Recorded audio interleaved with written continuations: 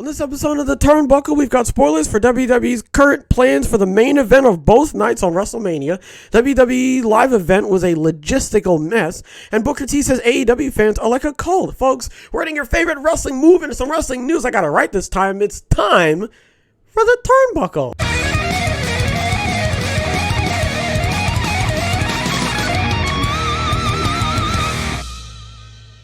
It was heavily indicated that WrestleMania 39 being in Hollywood will include the return of one of the biggest stars in the business, The Rock. The Great One is speculated to battle in the main event for the undisputed WWE Universal title against its cousin, the Tribal Chief Roman Reigns. However, a new report by Wrestling News states that the current plan could see the American Nightmare Cody Rhodes challenge Roman Reigns, which in turn would see Seth Rollins and Drew McIntyre as part of the main event for the other night. Either way, it appears that Cody Rhodes will be a big factor in the company's plan. WWE is trying to get The Rock finalized to compete at WrestleMania 39 before the Royal Rumble pay-per-view in January 2023, as the Rumble night officially kicks off the road to WrestleMania every year. So night one is going to be, it's saying night one is going to be Seth Rollins versus Drew McIntyre or Cody Rhodes for the WWE Championship. And then night two is going to be Roman Reigns versus The Rock or Cody Rhodes if The Rock does not make it to WrestleMania. It sounds like Roman Reigns is going to have both titles, but then someone's going to come up to him and go, hey, give me one of them, and we're going to contest it on the first night, and then you defend it on the second night, so he's just going to lose one of his titles. I could be wrong, but that's what it sounds like. I think the reason why it's going to be Rollins versus Drew McIntyre is because if we don't get The Rock, then it'll be Reigns versus Cody for the championship. I have no idea what is going on. Well, first of all, right now, everything's up in the air because of The Rock. But it sounds like Seth Rollins, Drew McIntyre, and Cody Rhodes are a lock. That's a lock. And the championship, somewhere in there, like a fight with the cloud, because they're fighting, you just put the championship in there. I don't know what's happening.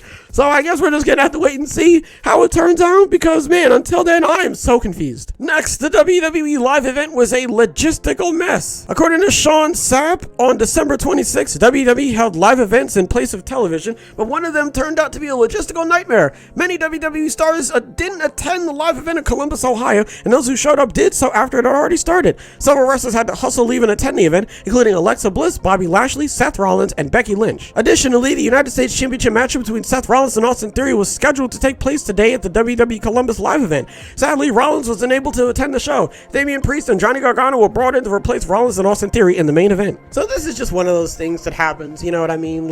So according to Seth, their bus broke down, so that's why they weren't able to make it. So that pretty much explains everything. Now, okay, am I dumb? Am I dumb and stupid and ugly? I'm probably going to get demonetized for saying that. Was Bray Wyatt at that show? I swear I've been hearing absolutely nothing but Bray Wyatt, and everyone's going, he wrestled. He faced Jinder Mahal. Was that on main event? That was a main event. It was a live show. I know it was a live show. I know it happened in a dark match in front of a crowd. I don't know if it was main event or if it was the live show that just recently went on. I don't know. Can we talk about that for a little bit? That's kind of weird, because I feel like it's WWE sort of just being like, hey, we know that you guys cheer for him all the time whenever he comes out. What if he was actually in a match? How are you going to feel about that? You know what I mean? And it's we've already seen him wrestle. You don't have to put him in a dark match. We know already. It's almost like you're making it seem like he's this new wrestler that we've never heard of. We know how he wrestles. You don't have to put him in a dark match to see how we're going to feel about him. Anyway, so...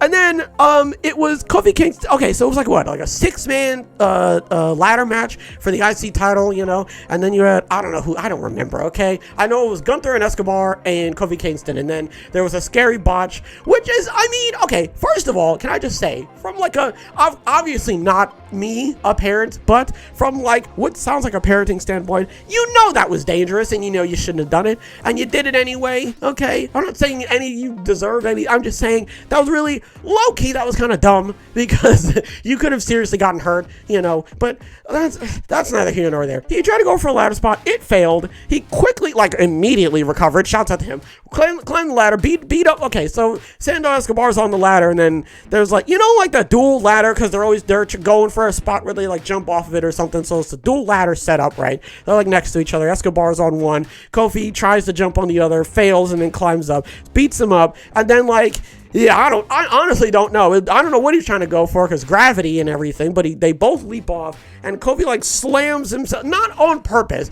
but again, gravity, and he falls on his knee, and then Escobar had to be helped out. So if it's an injury, it's probably not like a serious one, but then again, if it's like I don't know, like if it's like if it's like a minor one, but still, like if you walk on it, it could be worse. Then that's not good. But obviously, Kofi didn't mean to do that. So as you can see, there was a lot of things going on at that live event. One of the most notable things was that Bray Wyatt was wrestling, and I think that obviously means that at some point, hopefully in the future, hopefully soon, there you go, that's another word, hopefully soon, we're gonna see him in the ring against LA Knight. I mean, obviously, apparently they said the crowd went bananas. I don't really know what to like end it off on, because like 6 different things happened at this place, which I really like. It's another like story to tell on a podcast. That's what you want, all right? Content, all right? The juicy charcuterie board of things to talk about when people are around you. So I mean, look, everyone's all right, nothing seriously crazy happened,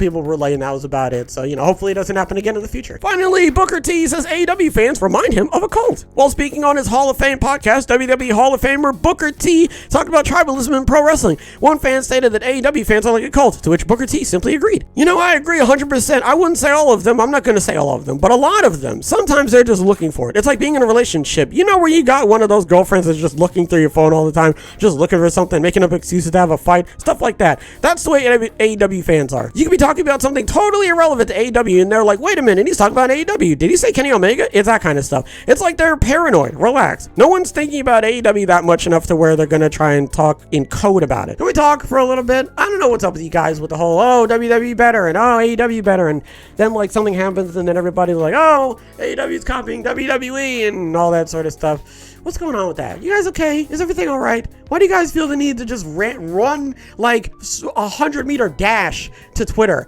and then just start like screaming about how like some guys got on the same gear as like some dude in WCW in like the 90s? Although that is pretty cool. Sometimes it's nice to see callbacks like that. But yeah, man, a lot of the time you've got the internet wrestling community just sort of like, really just going for it, I'm gonna say every fandom has that like one chunk where like they're just absolute monsters, right? And we don't associate with them, and we'd rather not talk to them, and when we find out that we're talking to them, we kind of like slink away out of the conversation, you know what I mean? And I mean, they're gonna find each other, and they're gonna like congregate to like, a section of social media of some kind, i.e. Twitter, you know what I mean? And that's kind of where they're gonna like, I don't even know, just sort of like mingle with each other and just talk about how WWE sucks the toes, okay? And then you've got the rest of the people who are like, personally, I would love it if all wrestling companies were doing great, because then it's all types of wrestling to watch. And then you got the people like, no, WWE's better and AEW shouldn't, and Impact is bad and all this, just a lot of nonsense, to be honest with you. I wouldn't say they're like a cult. A cult would imply that they want you to join. It's more like they don't really want you to join. They just don't want you to join them, like it's like that. Like, we don't like, I feel like they don't really care one way or another if you're with them or not. It's not really about that. I think all they really care about is just hammering home the fact that the enemy, right, is doing stuff bad, and we, the good guys, are doing stuff good. Just watch what you want to watch, man. Who cares? It's stupid. It's dumb. It's dumb and stupid. And why does anyone watch it? It's a guy with no, okay, I don't want to say no clothes on, because now they like come out like fully dressed at this point. So it's just a bunch of doofuses with muscles, and they go up to someone and go, I'm gonna hit you, and then the other person goes, okay, and then they just do that for like 20 minutes, and then we go, and then they look, I got this for Christmas, shout out to my dad, and then they just get this. So that's pretty much, this is all we're fighting for at the end. I've got one, okay? So that means I know more. I know more than you. I don't know, boys. That's gonna do it for. What did we talk about? Sorry. Let's see. Spoilers for WrestleMania. I don't know what the spoiler is. I read the spoiler and I have no idea what the spoiler is, to be honest with you.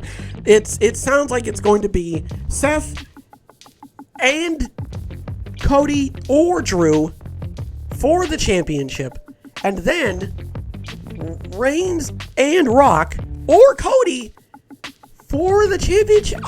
This is where, anyway, WWE Live event was a logistical mess. Yeah, a bus broke down, and that's how some of them couldn't make it, and the match had to be replaced, and then Santos Escobar could potentially be injured, but I don't know for sure, so I can't really sit here and say anything. And then Bray Wyatt wrestled, and the crowd really loved him, so, I guess that, tells you that everything's fine, even though we knew that already.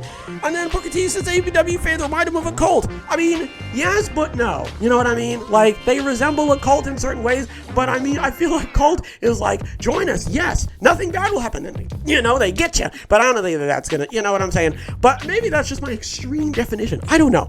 Anyway, but yeah, I don't really think that I don't think they're fully a cult, all right? I don't think it's that big of a deal. Folks, that's gonna do it for this episode. Hopefully everybody has a wonderful night and a wonderful tomorrow. And as always, big hugs all around.